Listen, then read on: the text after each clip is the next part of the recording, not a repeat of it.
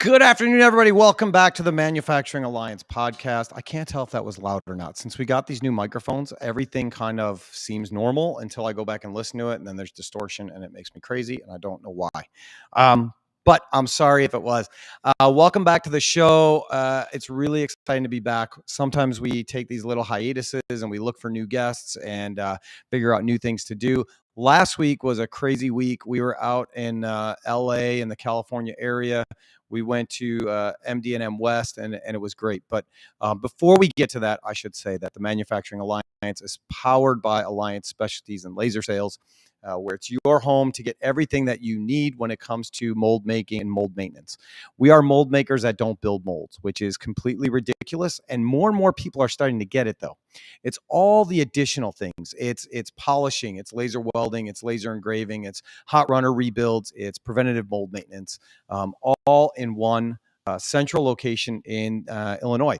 On top of that, we have a facility in Montclair, California, which I was able to go visit. We can talk about that a little bit later, where we do laser welding, laser engraving. And then we have our R&D Laser Development Center in Prairie Grove, Illinois, where we build, sell, and develop laser welding and engraving equipment for custom applications, and also mold making, mold repair tool rooms. So that's Alliance in a nutshell. Beyond that, we are just hardworking people that want to do things for you. While we were out in California, we had the opportunity to do our first E210 event, which was amazing. Not because of the overall attendance, but because we were able to do that and make an impact. And so it was our team, myself, Ricky, who runs our California facility, and Steve Elrod, who runs our production welding. And we were able to work with a lot of seniors in the community. And I think we bagged 635 bags for families to be able to take home food. So that was an amazing experience for us to do. We are going to be doing our second E210 event. That is going to be in conjunction with PT Expo. And so it is going to be on March 27th. Yes, Vanessa? March 27th? Is that what that says? Yeah. March 27th.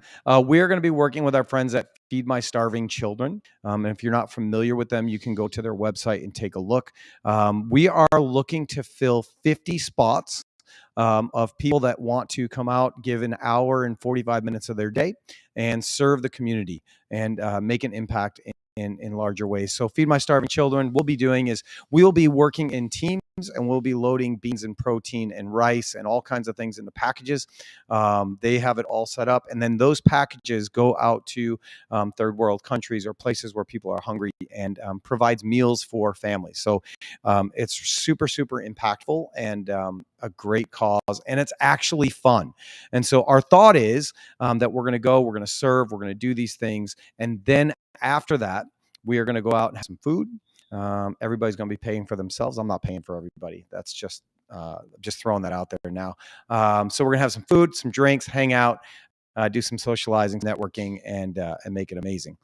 So if you want to do that, if you want to be part of this, you can go to alliancelasersales.com/E210 PT Expo, or you can just click on, well, you can't even see it because there's a thing. Maybe it's not on your thing. There is a QR code in the upper left-hand corner. It's reversed left-hand corner. You can click on that, and it will take you there for registration. Like I said, we're trying to get 50 people. We already have people signed up for this, so this is great. And this is going to be on the coattail, or on the front end of PT Expo. So PT Expo is the other thing that we're really looking forward to. That is March 27th through the 29th, I believe. 30th. So it's the 28th through the 30th. Yeah, because our event is on the 27th. So 28th through the 30th in Rosemont, Illinois. It's a great time. You're going to have a lot of mold makers, a lot of molders, a lot of industry professionals in the plastics industry. It is not NPE. Okay, let's get that clear. It's not NPE, but that's a good thing, because to me, NPE is way too big. You don't remember anybody, and you come back and you just got all these business cards. You don't remember what you talked to anybody about. They don't remember that you talked to them, and it just becomes a headache. My favorite thing about PT Expo is it's a small, tight-knit trade show. It's larger than a Marimold used to be, but not so big that you don't remember who you're talking to. And so we are going to be out there at PT Expo. We've got some ideas. We are thinking about having we're going to be doing podcasts there. We may be doing some games there. There's going to be prizes that you can win. We're going to have some big announcements there as well. So make sure you come by our booth. And if you want to go to the event and you don't want to pay for it, you can go to the PT Expo website and you can use the promo code Tony, Tony, that's me, and you can register for free and you can come to the event. So we're really looking forward to it. Looking forward to seeing our friends over at Gardner, and the people at Gardner have said that they are also going to be part of E210. So make sure that you sign up for both of those and you can come out and make a difference. That is most of the housekeeping, besides the fact to say that this is a live show. We've got people watching. I can see you there. So if you are watching, do me a favor, throw your name and your business in the chat so that we can give you a quick shout out. You're here, you're paying attention. You might as well get some recognition for it along the way. And while we're having the conversations, please give us your thoughts, give us your opinions, jump into the conversation, and we will answer those questions live. You get an immediate response. So, 7 minutes of me blabbering on. I am really excited for today's guest. She's somebody that I met really more short term, right? She's my new friend, and it was a LinkedIn conversation that spurred on more LinkedIn conversations, which led to us meeting up at MDNM West and creating our own little buddy system. So I want to introduce my friend Vivian Allen from SigmaPro Engineering and Manufacturing. Let's bring her in. There she is. Afternoon. How are you? Good. I love that you spared my pride there and didn't say that I literally followed you around the show.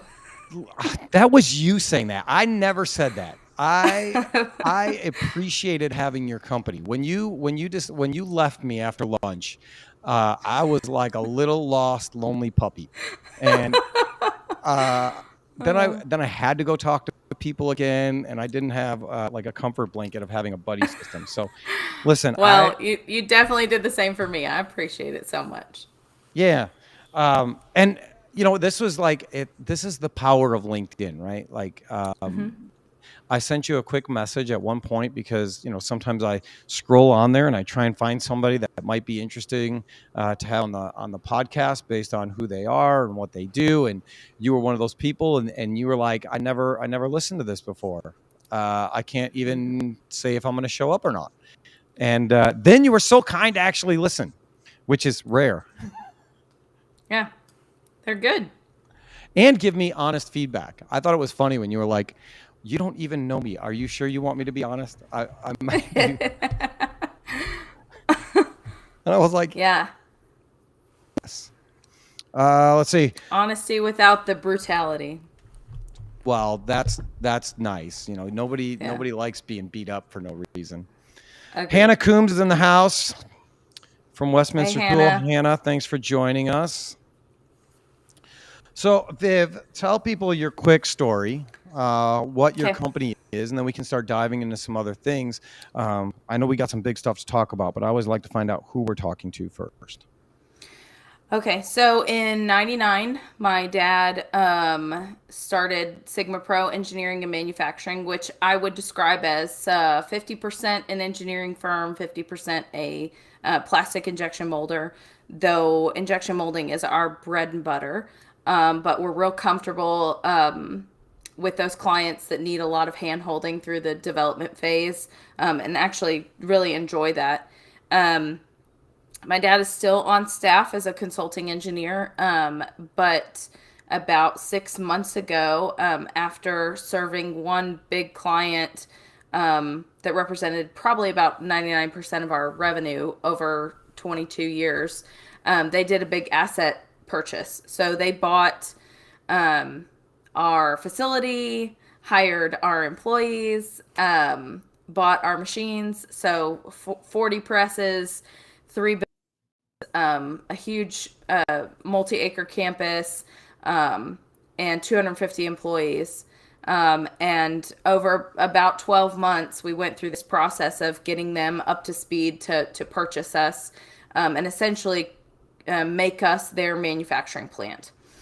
And in that, they did offer me a position. A little bit of me thought it was they were just being nice, that they didn't really need me. It would have made us really heavy in the executive space, and it just didn't feel, I don't know, didn't feel like they needed me.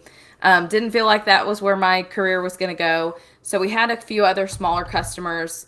A couple months before the sale finalized, I started building relationships with them, looking for another facility. And now we've moved just right down the road. Now we're in 2,400 square feet, which we're fast outgrowing. We have 3 presses, less than 10 employees. And we're what I would say is restarting SigmaPro. Yeah. And so it's been scary and horrible and amazing. I described it all at the same time, right? Exactly. I described it to someone as like somebody hands you a pair of skis and just pushes you, so has you sit on your bottom, just pushes you down the mountain. It's like you'll figure it out, hopefully, before you hit the bottom. It's like that movie Better Off Dead. Yeah. Just go straight down the mountain, and if something gets in your way, turn. You'll be fine. Yeah. So that had to be like major shock, right? Were you guys all on board with that whole buyout process? I mean, your father started the company, yeah? Yeah. So obviously he's got the final say in the decision-making process, but this had to be an ongoing conversation for a long time with everybody, I would assume, giving their 2 cents on like, hey, Dad, this is what we're thinking. Were you always on board with the idea to do this? So this is a really interesting question, and I think a really important point, especially for people who feel like God maybe has them on the edge of a big decision.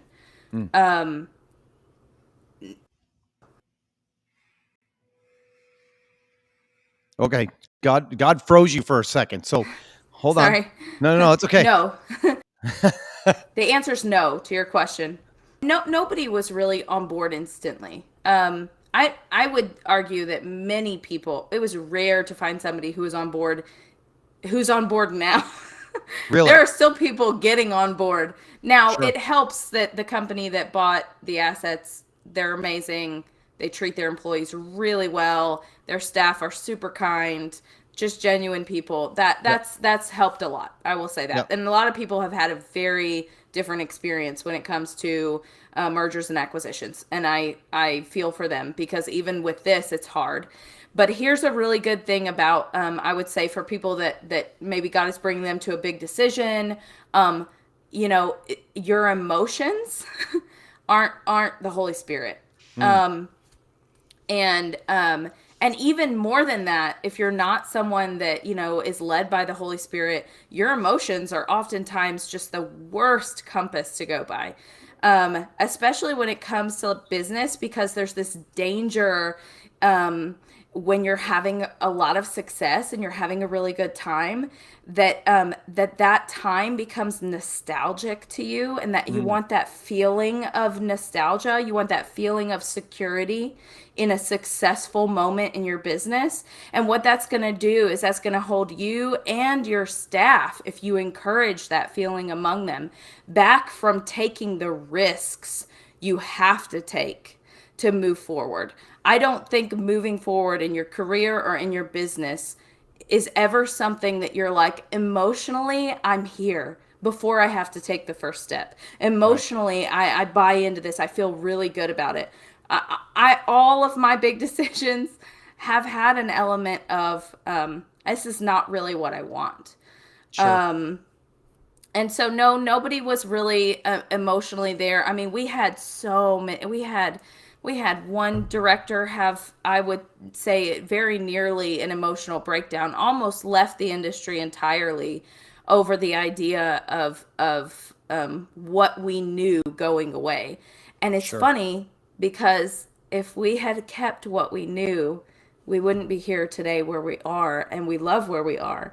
So every time you sacrifice this nostalgic wonder that you're in, you're sacrificing it for what could be something better. And let's be honest, business is a game of risk. It And is. often what you're risking is your own enjoyment from today for something better tomorrow. Yeah. I loved everything you said there, encapsulated in all of it, right? And, we know that our heart is deceitful, right? So you have all the people that say, follow your heart, just make a decision based on your heart. Just do that. But we have so much ego tied up in all of that, whether it's past success, whether it's like, how come I don't get my way? How come I don't get my say? Dad, why are you doing this? I don't want you to do this. Why don't you listen to me? It becomes more about us, and instead of, like you're saying, being led and realizing that if it's what you believe, it's what I believe. I think it's what you believe. God already has a purpose, right? There's already this plan kind of laid out, and that doesn't mean you just sit back and roll with it. You still make decisions, but you also know that whichever direction it's going to go, it's going to be okay, and we can give God glory for it, and it's going to work out the way it's supposed to work out. Um, Yeah. even if there's a speed bump in the way or a wall, there's going to be a way over it or under it or through it or something. Yeah. But that's interesting that like nobody was on board. No. Well, like, did you No guys one. have the conversations like, Dad, what are you doing? Oh my gosh, yes. Like our even more than it is now, our culture before was very open with us arguing and sharing our emotions and being honest with each other. So there were a lot of knockdown dragouts Mm, of like this is really what I'm feeling really strongly that this is, bull crap, and we can't do this, and this is going to ruin our company, and our culture is going to fall apart, and blah, blah, and this is the end of everybody's career, and it's a disaster. And yeah, there was a lot. It was emotionally, there was an emotional turmoil through the entire year in which we were doing discovery and sharing all of our information. And there were people that made it more difficult than it should have been, but there were people that made it easier too. And I think what made it easier was saying, hey, I'm not feeling good about this right yeah. now. And that's fine. Like it's fine to share your emotions, don't get me wrong, but it's another thing to make a decision based on your emotions. Yes. Yes. Like that's not an adult thing to do, right? Yeah. No, that's like a child throwing a temper tantrum there. Yeah, yeah. Instead of like, how does it go? Plan, organize. Ray Coombs from Westminster Tool, he taught me poem before: plan, organize, execute, and measure. Like, don't just go in and react to something. You have to respond to it. And, he told me the poem. So plan your Mm. conversation, organize your thoughts, execute whatever it is you want to do, and then measure the results and see if you got what you wanted from it, instead of just like you said, acting from a place of fear or emotion. So Hmm. what was Dad's response in all of the people that are not 100% on board? He's always been really good at hearing people out. I think having 4 kids Hmm. will just wear you down to where you realize you do have to just listen to people. How many But boys no, and how many girls in the family? only one boy, Okay. and so even more so, Yeah. he was good at listening, and he did listen to people. But the truth is, he had his own story he was writing and his own Sure. experience he was having, and especially for me, it was really important for me to acknowledge that. Yep. And I think that's something to consider when you are going through something really trying alongside other people, is you never know what their prior experiences are, what's Yep. going on at home, what their hope for the future is. Even if they disclose that to you, that's ever changing. And it's one thing to like share your thoughts and frustrations and hear theirs, but you also have to give them some space to have their own experience. And I did consider the fact that, hey, This is not my business that I started in 1999. This is Yep. not where my children are working and I have a hope for their future. Yep. And so I really cannot sympathize to the degree I would like to with my dad. And so I did talk with him a lot through it, but it was a lot listening to how he's feeling and trying to let him have a space to share that, because as a leader, he didn't. I think a lot of people missed that for him. A lot of people missed that he was having, a very emotional experience as well, and there weren't a lot of people he could talk to. So I reserved a lot of my emotional outbursts for home. My poor husband had to deal with that, but he's amazing at giving me really quality feedback, so it was very valuable for me. But I think my dad knew that there was no getting out of the situation and wanted the best for everyone. Yeah. And I think that's what we accomplished too. Good. I know Hannah agrees and likes your thoughts. She says, phenomenal advice for anyone working in a family business, and there are a lot of us. Mm-hmm. Yeah, I'm one of them. Yeah. And, it's one of those things that, family business is great, but it's also, I feel, very challenging because, as much as Mm-hmm. people say, let work be work and let family be family. It's a great idea in concept and in theory, but if my dad gets together with my other brothers or whoever, he asks them how their work is going. How is your day going? Oh, yeah. What's going on at work? What is this? What is that? And we spend so much time working that there has to be an overlap. You can't. It's impossible to just shut those two sides of your brain or your person off. And so you have to know all that stuff. The one thing that you were talking about with knowing somebody's story reminds me of Allison Van Hooser. I don't know if you know her at all, but she spoke at the AMBA Emerging Leaders Conference and at the AMBA conference. She's a phenomenal person. And a lot of what she talks about is that idea that everybody has a story, right? Everybody has a story that got them from who they were to who they are and what that looks like. And the only way that you can understand who they are today is to actually ask them what their story is. Who are they? What's your background? Where are you at? What are you interested in? What does this look like? What is your life like? What are your passions? And getting to know those people in a way that actually is real. Oh, yeah. Yeah, we had an interesting discussion the other day about that, about how we don't in business often we peddle empathy, but we don't talk about like childhood experiences and how much that can make people who they are today. We were talking in particular about someone who had an experience of extreme poverty as a child and how they're very reserved and very risk averse. Yes. And it's like, okay, I'm not going to go back in time and change your childhood. 9 times out of 10, I'm not going to get the opportunity to know that was your experience as a child. Right. So how do I raise my level of empathy to account for the fact that 99% of the people I interact with, I don't know why they are where they are. So I think for me as a leader, that comes down to, number one, reminding myself that I'm not looking in mirrors, right? Like everybody's different. Like you said, everybody's writing a different story. And like really number two, focusing a lot on not what do I need from you, but what does my business need, and are you delivering that? Like take the focus off of pushing people to be something they're not. Yep. And just say like, hey, these are the tasks that need to be done.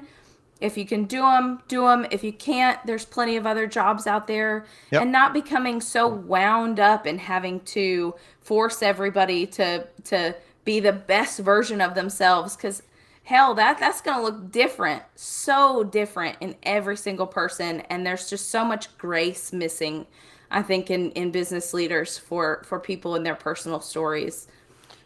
So all of this goes to the idea of a kingdom business, right? So why don't you tell us a little bit what you mean when you said kingdom business? That's a good one. So we call SigmaPro a kingdom company. For us, that means we are not a Christian company. So we do not hire Christians. We don't teach religion, and we don't require anybody to have a specific personal faith. However, the best way I've heard it put is we all have to breathe to live. If I held my breath, I'd die if I don't continue breathing in and out. But would you believe me if I told you that the reason I live is to breathe? No, nobody would buy that. That's Right. bullcrap. We Yeah. all know there's something bigger. Right. Well, if I don't make profit in my company will go out of business, right? Right. But does that mean my company's purpose is to make a profit? No. No. And we should be just as flabbergasted at the idea of business existing for profit as we would be at the idea of a person existing to breathe. Our business exists to be leveraged by God to make the kingdom of God bigger. And for us, that means that every impact we have, suppliers, vendors, emails, clients, people that email me that are not even close to the right fit for us, that my interaction with them needs to be God honoring and to show them love and kindness.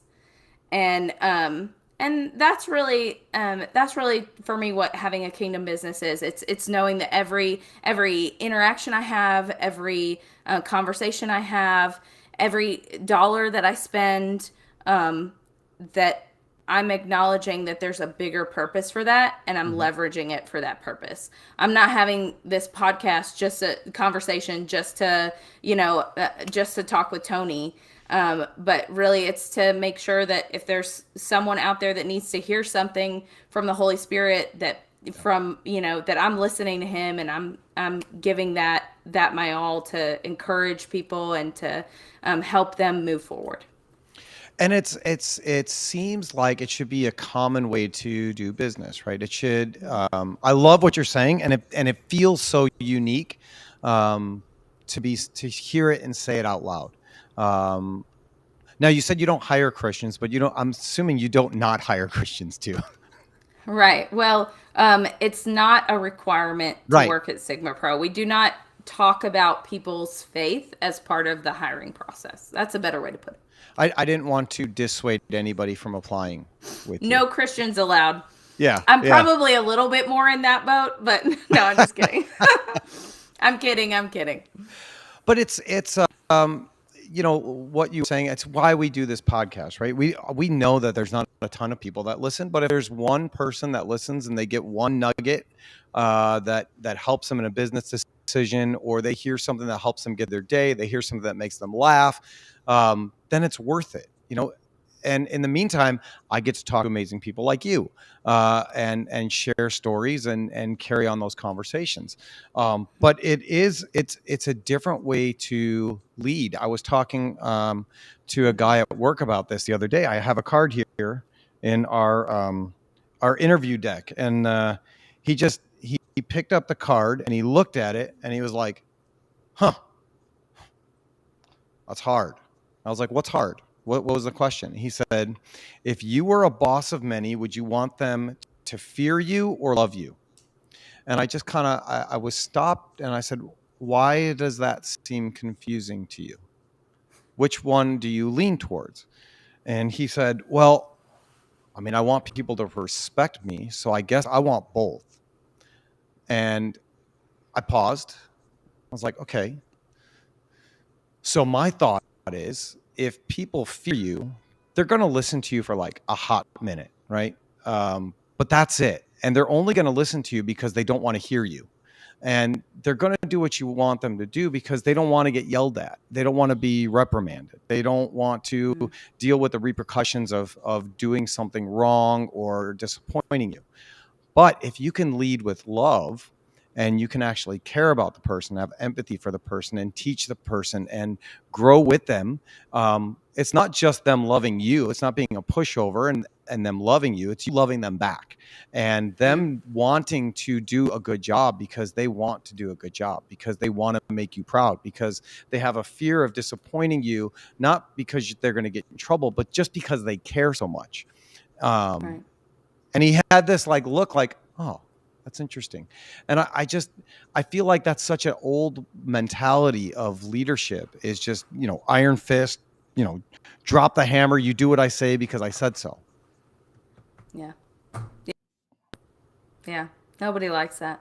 No, I know I don't like it. I never liked it. My father was a little bit like that growing up. He was a lot like that growing up. I'm not going to lie.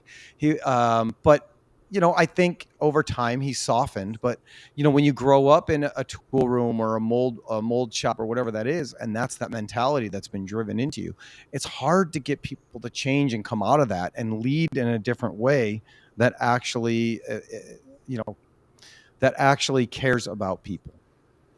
Yeah, and I would say for those people out there that are uncomfortable with even the words I love you coming out of their mouth in a work environment. Like we walked through that discomfort with a lot of our leadership, and I've kind of learned over the years that, especially in our industry, like, let's be honest, it's an industry full of men Yep. who are going to be raised because of our society, typically raised in a way that's going to put them in a position where that is more uncomfortable for them, Yep. whether it would be naturally or not. Like, Yep. they're just not going to get a lot of opportunities to emote like that and to vocalize their emotion. It's something you can get comfortable with. I don't tend to be a touchy-feely person. I've been accused of having no emotions, actually, and by coworkers. But I would say, as a leader, this doesn't just look like me telling people that I love them. It doesn't just look like me, asking people about their families. I would say that even more so, if you're feigning that, if you're going to people and trying to drum up a feeling of love and care, they're gonna spot that. I mean, in a microsecond. Yeah. But on the other hand, if you're doing your job well, to the best of your ability, ensuring that the client is happy, making sure the company is successful, and acknowledging that time you spend with people can either contribute to their general happiness and well-being, or the opposite. Yep. That's an excellent way to show the love of God and genuine care to your coworkers and your employees. It doesn't have to look like, how can I pray for you? That might be just way too uncomfortable for someone. Yeah.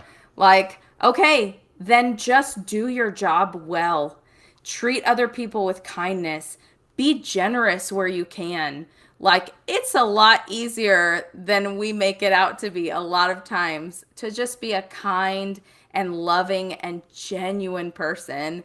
But do it your way, man. God wired you and made you the person that you are and called you to the place that you are. Don't try to make it look the way that somebody else says it should look. A lot of times I tell people, if you really wonder what to do, ask somebody outside of your industry. Ask somebody outside of your company. Find a friend that doesn't even know the language of manufacturing and talk to them about it. Put it in a totally different context and test it out on somebody without that. And that's just a good barometer to go by of like, am I doing something valuable here? Am I coming about this the right way? Or am I totally missing the mark?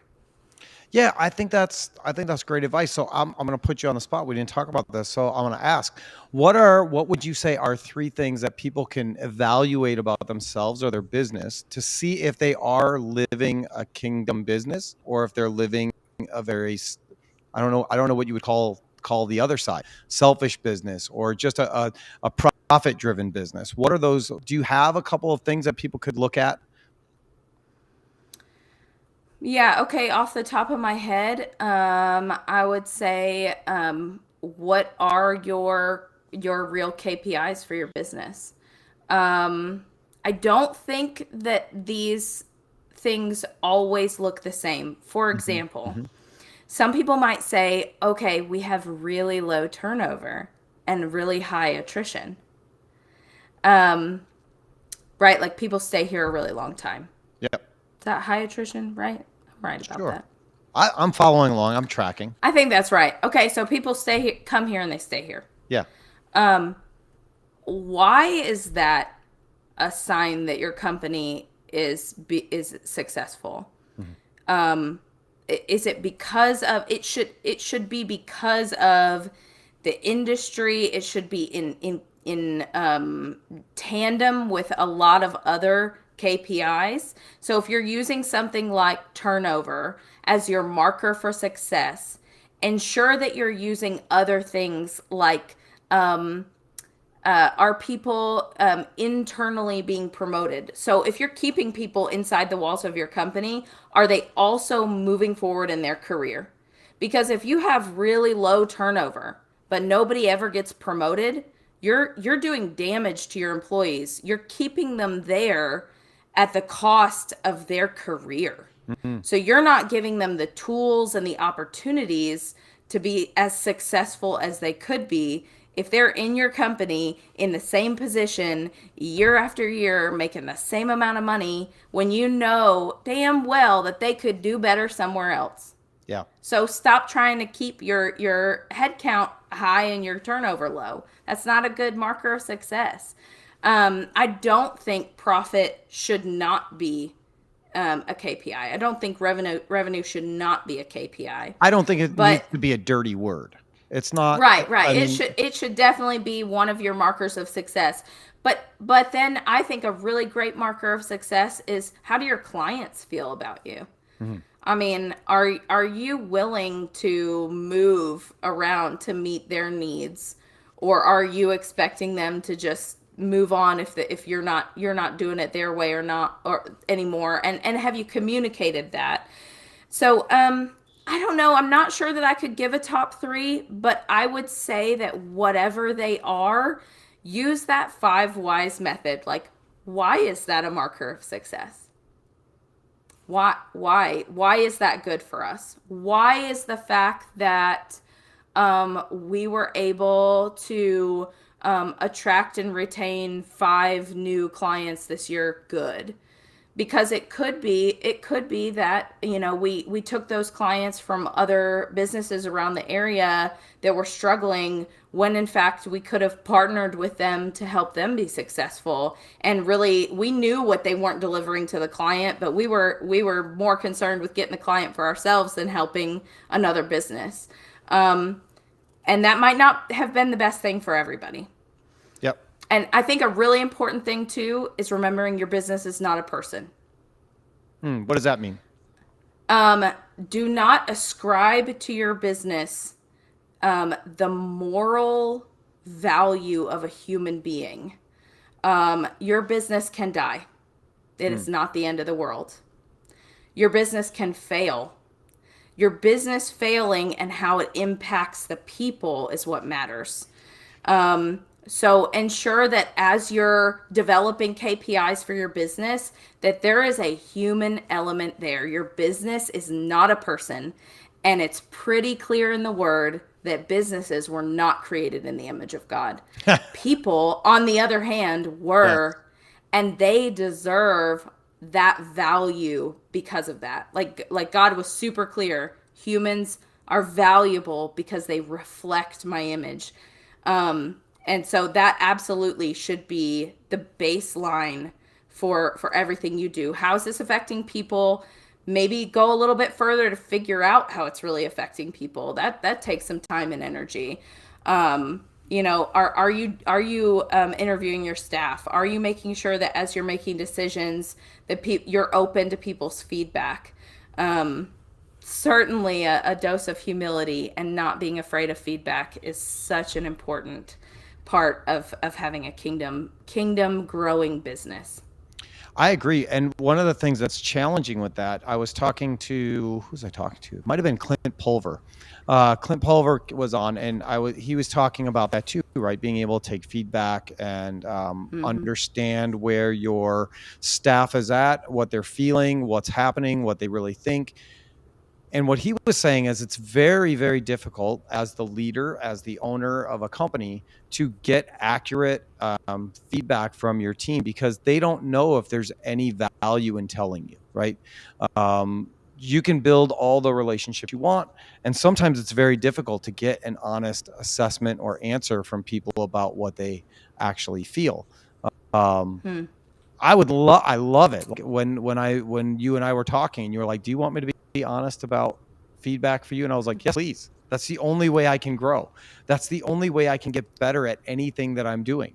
So I try to, whenever I have a conversation like that, set my ego aside and just want to listen because I don't have all the answers. I've never been to broadcast school. We set this thing up in a conference room. You know how unprepared this is for a show. We just like wing it and have a conversation. There's no pre-questions. That's boring. So if people can give me feedback and I can grow on it, that's great. And that I feel that way about my leadership in the company as well. I love when people come and they give me feedback. It may not always be easy to hear, but growth is painful. And if the feedback's not painful sometimes, then what's the point? I mean, you have to be able to look at yourself in the mirror and say, yeah, I got some work to do. I need to be better for the people around me. I need to be better for the community. I need to be better for the organization, for the families of the people that are here. I need to be better. What does that look like? How do I do that? How do I serve them better? A really good book mend for that. It's called Powerful. Okay. It's by an HR executive from Netflix. And she talks a lot about their culture of honesty and freedom. That's how she puts it. But she talks a lot about how they would create an environment that was not only open for that type of feedback, but actually like generated it, invited it. She said that their leadership would stage, not create fights. That's not what I'm talking about. Don't like poke someone until they're losing it. But they would stage open arguments and discussions over hot topics where two people had genuine opposing ideas, and they would discuss this openly in front of staff, so that as a leader, they could show staff that, number one, they were open to hearing somebody's opposing idea. They were open to hearing you might be wrong. Yep. And number two, they could show how to do that in a professional way. And I think that I would have said 5 years ago, arguing is it's always just a part of getting to the perfect solution, right? Like hearing everybody's feedback, whatever. I think it's taken me a couple of years to figure out how to do that in a way that doesn't sacrifice the peace in your group, the relational peace and the feeling of security that you need for people to be able to share opposing ideas. So I wouldn't say go out and just start arguing with your leadership in front of everyone. That's probably not a good tactic. But, just remembering, if I'm not willing to listen to feedback, it's either because I really believe I'm the smartest one in the room, which is always a lie. Yes. I mean, that's absolutely a lie. And if it's not a lie in the moment, it's a lie that the enemy's going to leverage to get something else out of me, for sure. And I would say if you're the smartest person in the room, you need to go into a different room. Yeah. I I mean, mean, really, there's that's nothing to often learn then. because, yeah, that's often because you believe something untrue about everybody around you. If you Yeah. think your staff are all dumber than you, number one, you're wrong. You're just wrong. You're too dumb to teach them what they need to know then. And number two, like, you hired the wrong staff. Like, what? That's the I beautiful think, thing for me is I know that everybody around me is smarter. That's they and all I know mean, more than me. It's great. yeah, I just let them know more. It's great. And then I think and that's hopefully they teach incredibly me. valuable. Yeah. I think it's very valuable to to train yourself to believe that if there's something somebody doesn't know, it's just down to you teaching it to them the Yes. right way. It's not because they're too stupid to understand, or that you're just smarter or better than them. But yeah, that was one of my things that I wrote down that I wanted to, to share. Is just that my career has been built on people giving me really feedback that was really difficult to hear. Hmm. And I think the best, you got poem, I got wait. Okay. Why am I talking? Oh, Yeah. Best one. okay. What was the hardest one to hear? Um there was a gentleman that that I wanted his group on my team. I thought I was a Mm-hmm. really good manager. I really believe my team enjoyed working with me, and we were very successful. Um, and it organizationally, it made sense for him to report to me, and he didn't want to. He didn't want to report to me, and I had to listen to why. Mm. And I tell you what, no matter how great of a person you are, even if you can keep your lips completely zipped through something like that, your mind is just rattling Oh off the yeah. reasons why they're wrong. The reasons why they just don't get you. They missed what you actually meant. Or it's their fault that they think you're like that, not yours. Mm-hmm. Instead of really it takes a major effort, major internal effort to convince your heart to like receive this feedback without being ripped apart, like to receive that, hey, if he sees me that way, if he believes that that's the type of leader that I am, then like where can I change? Yeah. How do I, because the truth is, if one person thinks it, probably multiple people think it, Yeah. and you just don't realize what you're doing is damaging. But it's so hard. I mean, I just ugh, and I do hard stuff every day, and that is probably the hardest thing, to hear somebody out and not just dig your heels in. They're wrong, Yeah. you know. I think it's a very difficult thing to do when somebody has this opinion of you, and because you want to know, you want to think, where did this come from? How Yeah, how did we get here? I don't yeah, understand. What did I do specifically to make you feel this way? Because I want to yeah, fix that. I don't ever want to make you feel that way again. I don't want to I don't want to make the next person feel that way again. It's like when you go to a yeah, restaurant and the waiter comes by and they say, "How's the food?" And you're like, "That's fine. It's great. It's great." And meanwhile, you're like, "We are never coming back here again. This is." yeah, If you yeah, would just tell them that it's not so good, then maybe they can fix it. And yeah, if somebody would just tell you that, this thing is not so good, then maybe you can try and fix it, or you can at least have a conversation and say, "Okay, wait. That's not what I meant. Like, you heard yeah, something and I said the words, but that's not what my intent was when I said it." Um, yeah, and hopefully you develop a relationship over a long enough period of time where people know your intent when you speak. They don't just hear the words, right? Again, I go back to Allison, and Allison, when she taught her class, she said, communication is up to the person communicating, basically. Understanding is up to the person that is speaking. So if you say something to somebody and they don't get it, it's your fault. You have to Yeah. make sure that they understand what you're saying, where you're coming from, what your thoughts were, what your intent was behind it.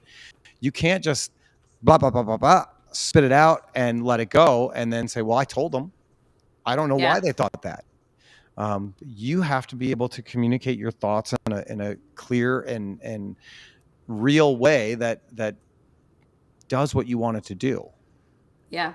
And one thing that was incredibly difficult to learn, that I think if I could like inject myself 20 years ago with this idea, it Hmm. would have been so powerful for me. Is that, I see the world with me at the center of it. Sure. I read the story with me in the lead role. Um, And I like to believe that I'm a good person. That Hmm. makes me feel good. And when I write my own story with me playing the lead, I am a good person. Everything I do is well intentioned. Everything I do is the right thing. Every answer I give is the right answer. There are no alternate realities in which I could have made a mistake. That's not the story I'm reading in my head. Right. But a lot of times when I push back on someone and I say, well, that's not what I meant, the truth is, it kind of doesn't matter. Hmm. I mean, it doesn't really matter what my intent was. 100%. I will say that. It's not, that doesn't cover over what they heard. My intent or my supposition that my intentions are right and my decisions are good, it cannot take the place of somebody receiving it negatively.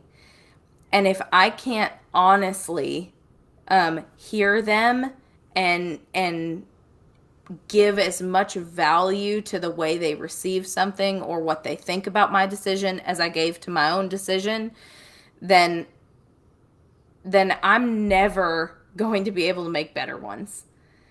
I'm never going to have the tools to have a grand career or to be impactful, because at the heart of impacting other people is empathy. I mean, Hmm. that's the center of that universe, right? You're not the center of the universe. Your ability to assign real value to other people's feedback is at the center of that universe. You cannot fake that. I can't say, because I meant well, you shouldn't have been offended. Right. How is that going to take away their offense? The only thing to do is to say, listen, I believe X is the right decision, and you clearly believe it's not. What space do we have to test this out? Because until you can make it outside of make that decision outside of this story you're writing in your head where you're the main character, you're not going to make the best decision. You're going to be far from it. You're going to make the best decision for you that continues that character story that's not reality.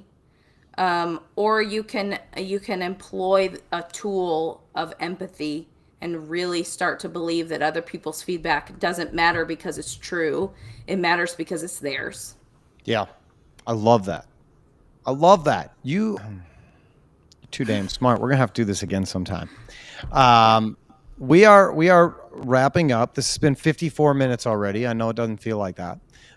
Or maybe it does for you. You did spend almost 2 solid days with me.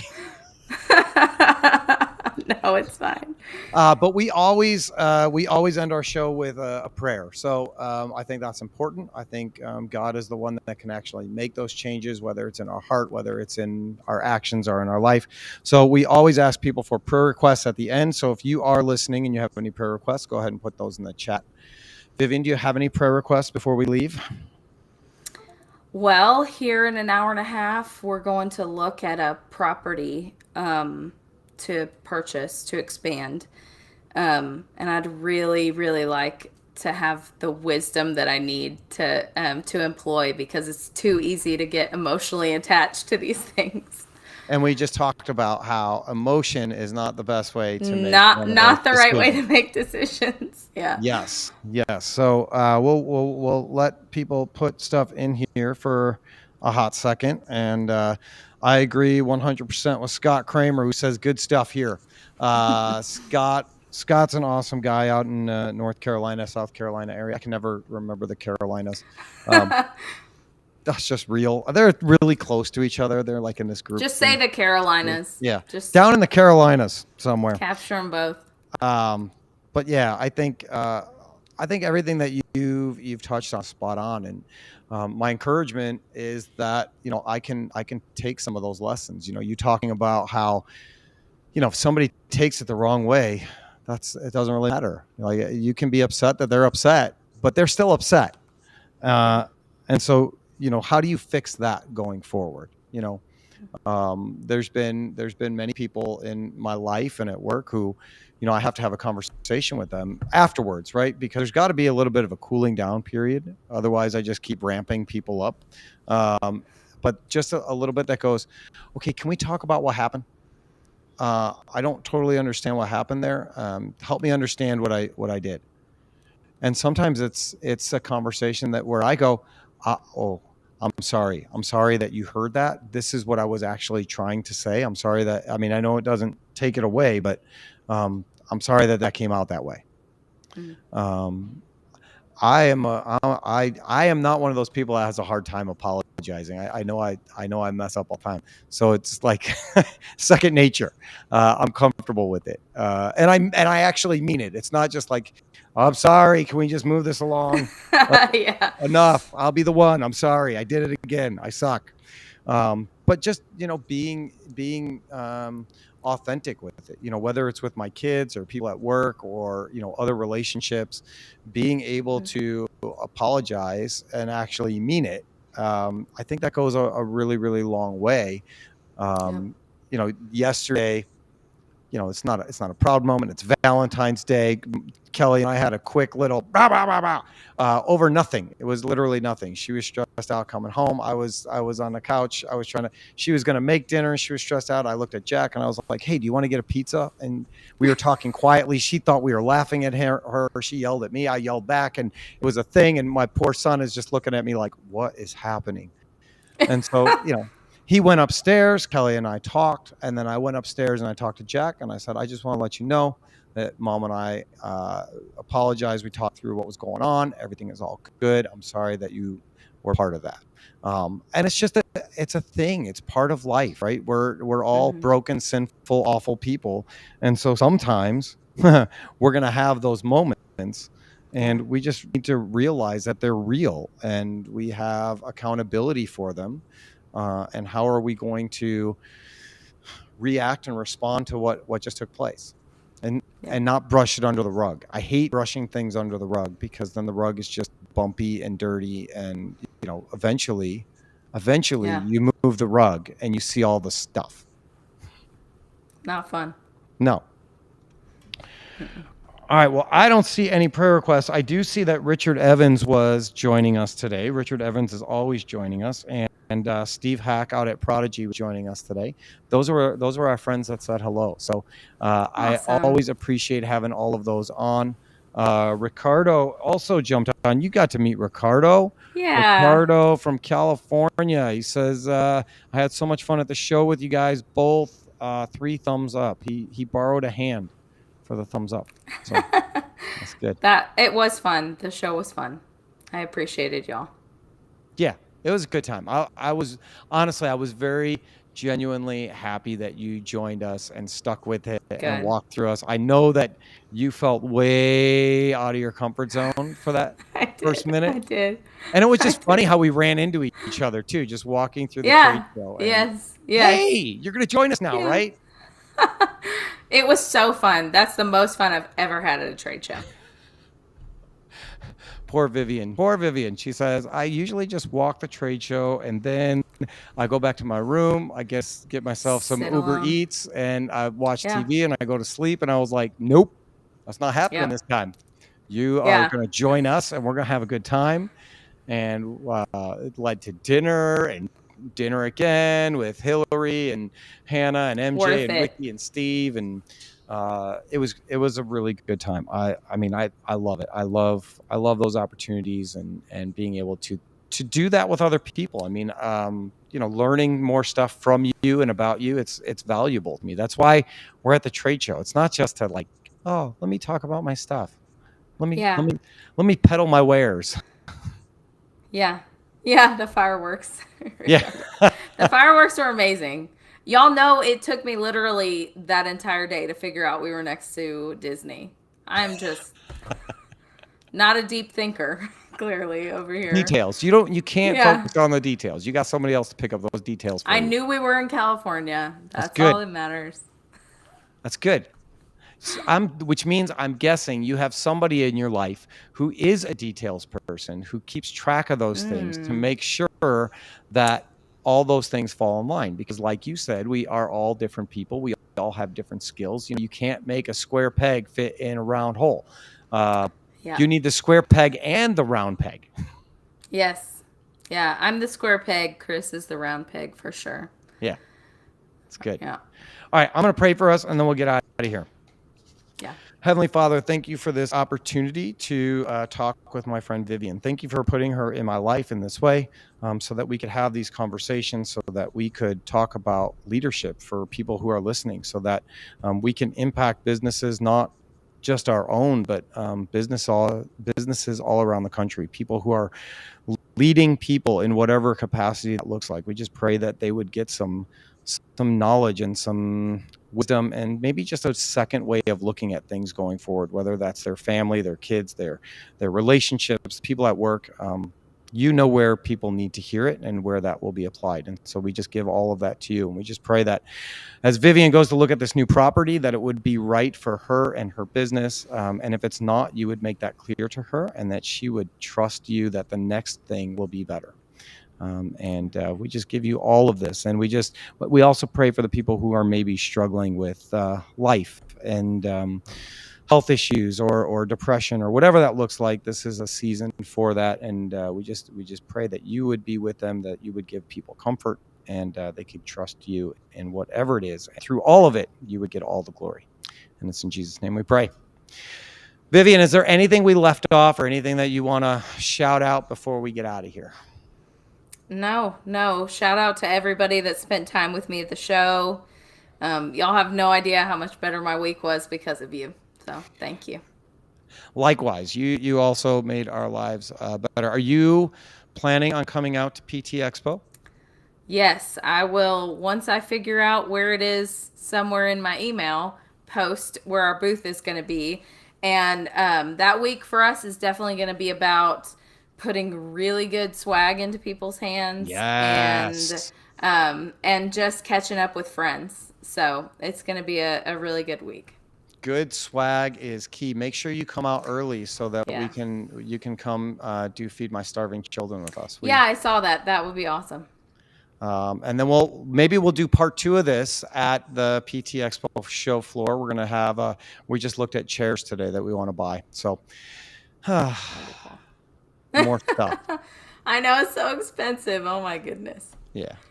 All right. So I just want to say thank you for being you. Thank you for your passion for the things that you talk about, for being unafraid to share what's real and on your heart and just not masking it and keeping it to yourself, but being transparent and authentic to people. It's been a pleasure to get to know you for the last week and change.